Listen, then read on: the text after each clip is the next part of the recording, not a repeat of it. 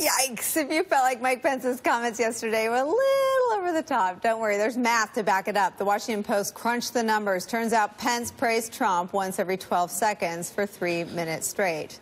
I don't even do that for my 5-year-old, who I think is really great. They kept the praise going throughout the White House cabinet meeting before it over onto the South Lawn. Here's how Philip Bump described it. Myriad speakers offered their praise using words such as honor, commitment, and history. Some even used words of praise for something besides President Trump. Take a listen. Mr. President, I have to say that you're living up to everything I thought you would. Exquisite presidential leadership. Mr. President, thank you. You're one heck of a leader. President Donald Trump delivered.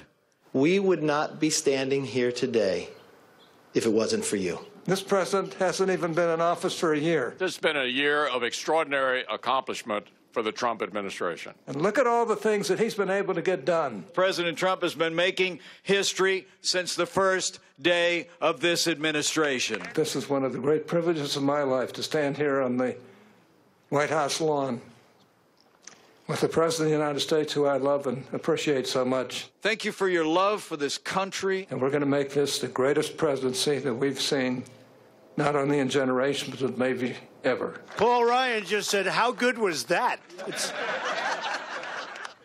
Mark Leibovich, if only there were listening and recording devices at Capitol Grill, where they often wonder if he's afflicted with early Alzheimer's, or why he was slurring, or what's wrong with his White House staff. What was that? First of all, I think I need a shower after hearing that. I mean, before I answer the question, I mean, let me say, maybe. I really, first of all, Nicole, I love being on your show. I mean, it's an honor, it's a privilege to be here. And your 5-year-old, I'm sure. It doesn't work too. because I see, having spun for a job, like, I can tell when people are lying to my face, and you got to just stop. I mean, but obviously well, he I'm lying can't. into a camera. Here's what I can tell you. Look, it's a little weird. I mean, there's no question it's weird. And here's what's weird about it. One, I mean, like, there's no question that President Trump likes to be praised and likes to hear praise, and he very much orders his worldview and, you know, certainly his self-esteem, but also how he treats people, how much he values people by how, you know, how much sort of sugar they throw his way in a very public manner.